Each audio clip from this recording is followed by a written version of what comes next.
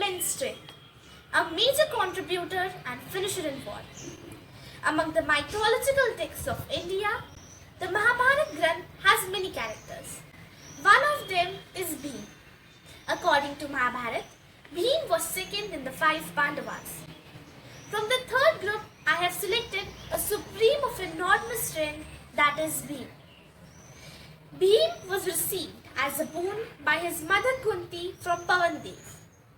That is why Bhim is also called Pavanputra. It is said that Bhim had as much strength as 10,000 elephants. Among all the Pandavas, Bhim was the most powerful. He was extremely well built, handsome, intelligent and righteous.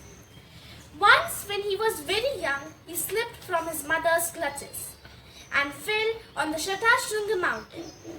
The mountain broke into hundreds of pieces.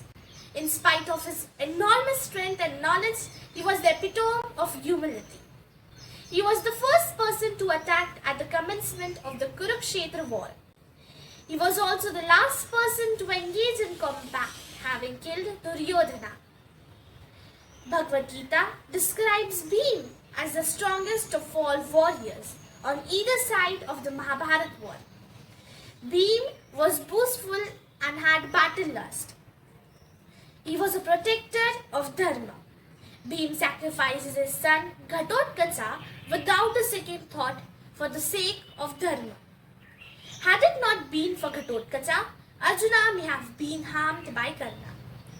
He was a true devotee of Bhagwan Shri Krishna.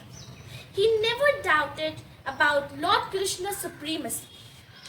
The powerful Bhim brought his might and killed Bakasur. Only Bhim in dice game and during Draupadi's humiliation took vow to kill Dushasana. He made a vow to Draupadi that he will bring her the blood of Dushasana. If we look at Mahabharata in detail, every accomplishment of Mahabharata come down to Bhim. He was crystal clear in concepts, same as Lord Krishna. He knew what Dharma was. The Mahabharata describes that when the war commenced, he gave such a fierce and loud roar that horses and elephants standing there passed out. It was once said that strong people stand up for themselves, but stronger people stand up for others. And that's what Bhim always did. In true sense, Bhim was a worthy man.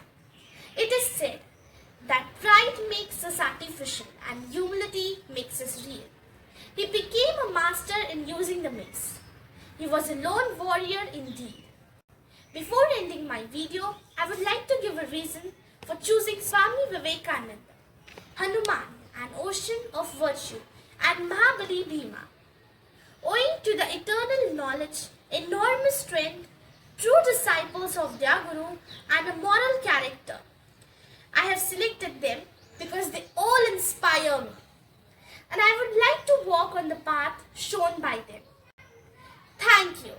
Thank you very much for availing me a platform to participate. After participating in this event, I have acquired not only the knowledge but also got influenced by the great qualities of all great personalities. I would like to express my gratitude towards the organizers for organizing such a wonderful program. Namaste, Jai Hind.